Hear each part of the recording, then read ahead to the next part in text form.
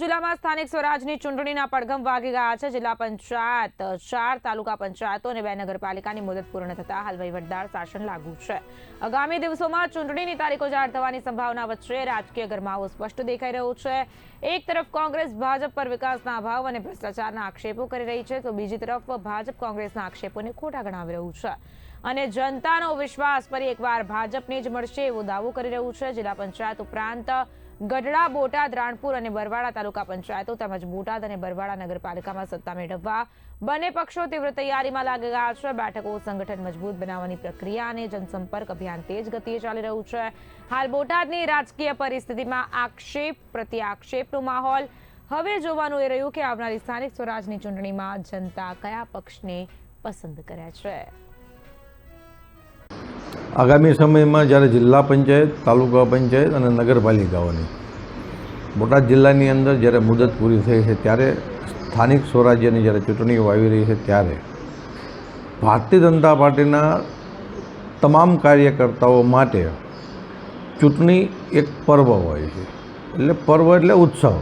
ચૂંટણીને એક ઉત્સવ સ્વરૂપે જ્યારે ભારતીય જનતા પાર્ટીનો કાર્યકર્તા એની અંદર જ્યારે કામ કરતો હોય છે, ત્યારે અમે લોકો સમક્ષ જે નરેન્દ્રભાઈ, જેમ આપણા દેશના વડાપ્રધાન છે, એમ ગુજરાતના મુખ્યમંત્રી ભૂપેન્દ્રભાઈ છે, એમ સ્થાનિક સ્વરાજ્યની ચૂંટણીઓની અંદર પણ ગત 5 વર્ષની અંદર અમારા ભારતીય જનતા પાર્ટીની બોડી જિલ્લા પંચાયત હોય, તાલુકા પંચાયત હોય કે નગરપાલિકાઓમાં પૂર્ણ બહુમતથી જ્યારે બોડીનું શાસન હતું, ત્યારે જે પણ ભારતીય જનતા પાર્ટીના કામો કર્યા છે સત્તાથી, તે લોકો સમક્ષ મૂકી લોકોના ઘરનો સંપર્ક કરી અને પોતાના વિસ્તારની જે કંઈ પણ અત્યાર સુધી થયેલા કામો હોય, આવનારા દિવસોમાં જે કામો બાકી છે તે પૂર્ણ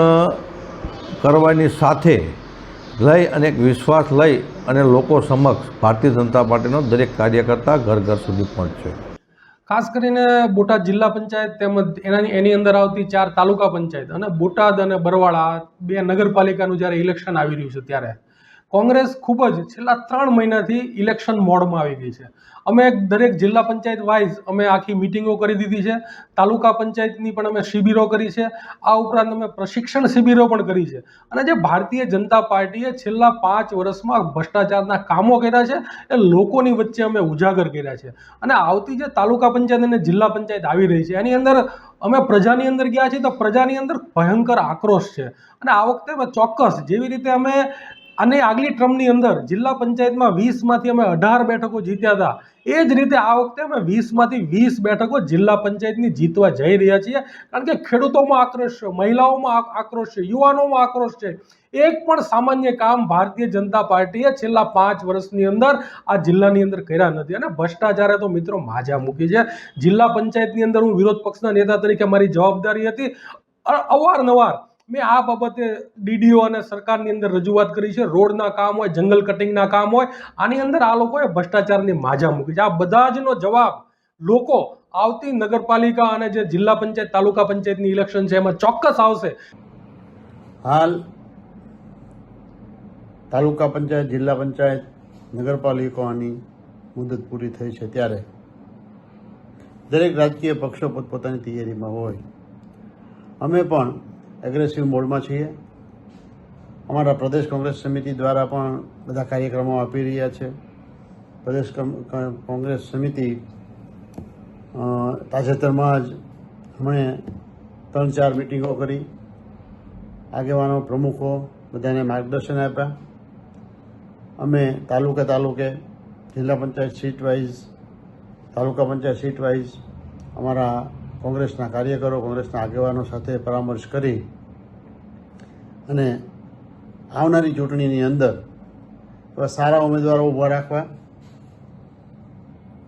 આ હાલની પરિસ્થિતિ જે ભારતીય જનતા પક્ષની સરકાર અને જિલ્લા પંચાયત હતી, ત્યારે જે ભ્રષ્ટાચાર બેફામ થયો છે, ખેડૂતો અને ખેત મજૂરો, મધ્યમ વર્ગના લોકોની જે હાલાકી થઈ છે, આ મુશ્કેલીઓનું નિવારણ કરવા માટે કોંગ્રેસ પક્ષ કટિબદ્ધ છે। અમે કોંગ્રેસના મૂલ્યો ઉપર, કોંગ્રેસની વિચારધારા ઉપર, ગાંધીજીના મૂલ્યો ઉપર ચૂંટણી લડવાના છીએ.